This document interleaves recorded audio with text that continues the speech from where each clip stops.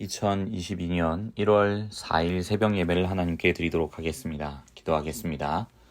사랑과 은혜가 충만하신 우리 하나님 감사를 드립니다.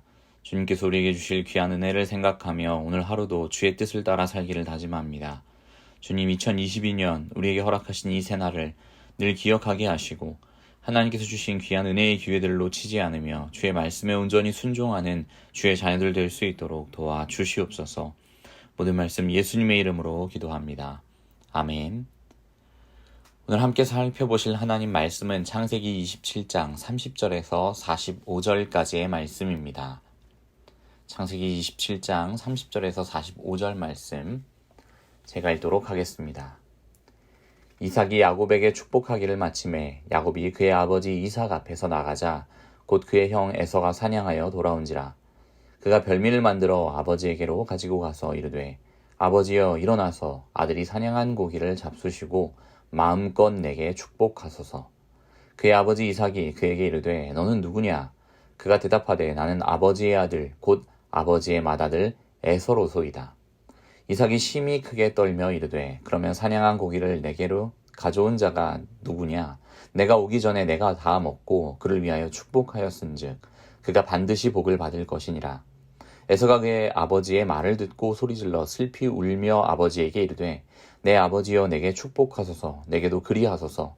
이삭이 이르되 내 아우가 와서 속여 내 복을 빼앗았도다. 에서가 이르되 그 이름을 야곱이라 함이 합당하지 아니하니이까. 그가 나를 속임이 이번이 두 번째이니이다.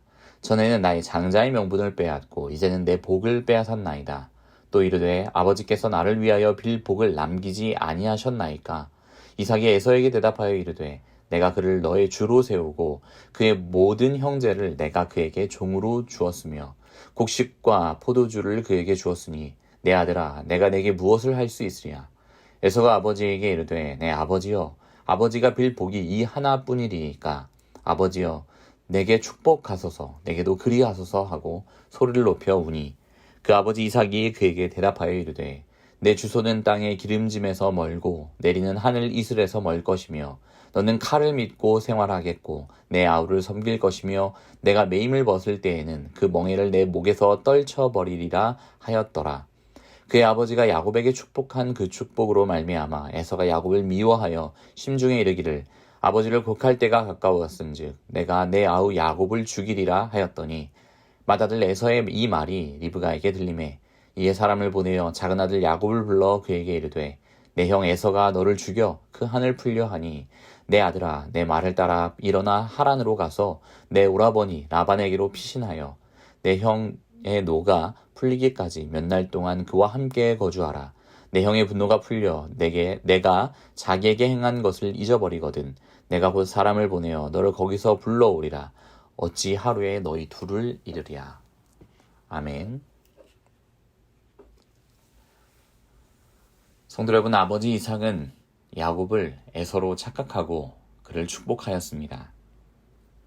장자권과 축복권을 탐냈던 야곱과 야곱을 더 사랑했던 어머니가 벌인 이 비극의 시작은 가족이 뿔뿔이 흩어지는 결과를 낳게 됩니다. 야곱이 이삭에게 축복하고 난 직후 에서가 별미를 만들어 왔지요. 아버지가 말한 대로 에서는 아버지의 축복을 받기 위해 아버지 이삭이 좋아하는 별미를 만들기 위하여 사냥한 고기를 잡아왔습니다. 에서가 이삭에게 이르렀을 때 이삭은 심히 크게 떨었다라고 기록되어 있습니다. 그가 심히 떨었던 이유에 대한 설명은 성경에 분명하게 기록되어 있지는 않지만 무엇인가 잘못되었다라는 것을 인지함으로 인한 것이었다라는 생각이 듭니다.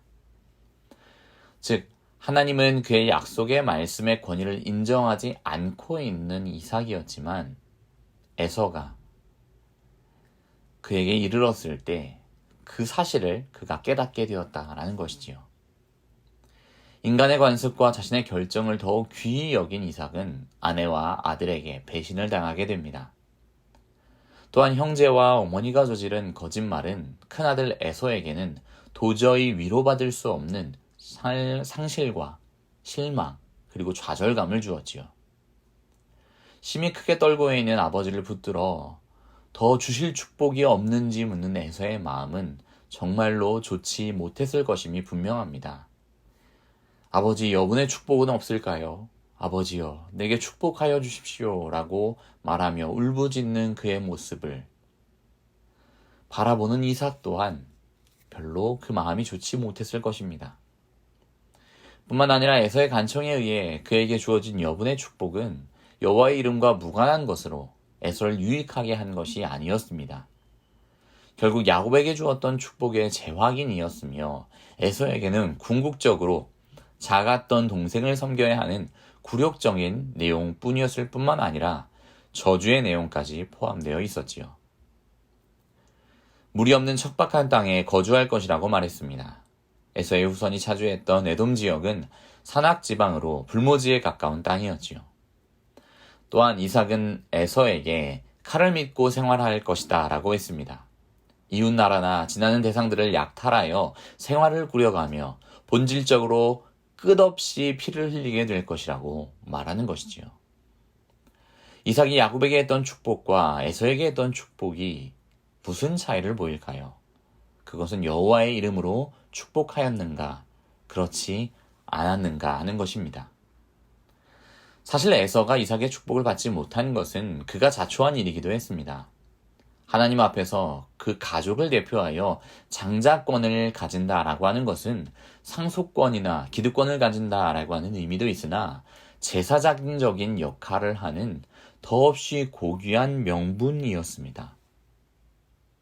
그러나 그가 붉은 죽 한 그릇에 그것을 팔았다라고 하는 것은 에서가 얼마나 이 권리에 대해 무지했는지 그리고 대수롭지 않게 생각했는지를 알 수 있는 대목이기도 합니다. 결국 자신이 자초한 일의 결과와 하나님의 놀라운 섭리가 만나 그가 장자권을 계승하지 못하게 되며 아버지에게 받아야 할 축복을 상실하게 된 것이죠. 물론 야곱과 어머니 리브가가 벌인 일에 있어서는 분명히 악이라고 규정되어야 할 일이었습니다. 하지만 이 모든 악을 하나님께서 선하게 섭리하셨지요.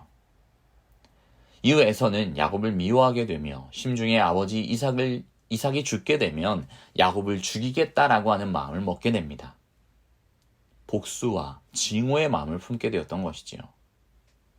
이 다짐을 들은 리브가는 결국 야곱을 불러 멀리 외삼촌의 집으로 피신하도록 하였던 것이지요. 어머니의 인간적인 욕심, 그리고 그의 지혜롭지 못한 선택이 결국 형과 동생 사이를 갈라놓고야 말았던 것입니다. 형은 동생을 죽이려고 하는 그런 마음을 품게 되고 동생은 형이 무서워 도망하게 만드는 결과를 만들어내게 된 것이지요. 사랑했던 아들 야곱과는 이제 생이별을 해야 하는 리브가였고 야곱의 목숨이 위협되는 상황으로 인하여서 고통스러워하며 에서에게 잘못했던 것으로 인하여서 에서와 완전히 관계가 소원해지는 정말로 어려운 상황이 되고야 말았던 것입니다. 야곱은 목숨의 위협을 피하여 이제 도망하는 신세가 되고 맙니다. 결국 이렇게 어머니와 이별하게 되면서 어머니 리브가와 다시는 만나지 못하고 어머니 리브가가 죽게 되는 그날까지 야곱을 보지 못하게 되는 비참한 결과가 나타나게 되고야 만 것입니다. 사랑하는 성로교회 성도 여러분, 형제의 갈등, 부모의 편애로 시작된 일들이 결국 가족이 완전히 해체되는 결과를 낳게 되었습니다. 일의 시작은 하나님의 약속을 거부한 아버지의 선택, 그리고 어머니의 지혜롭지 못한 모습이었습니다.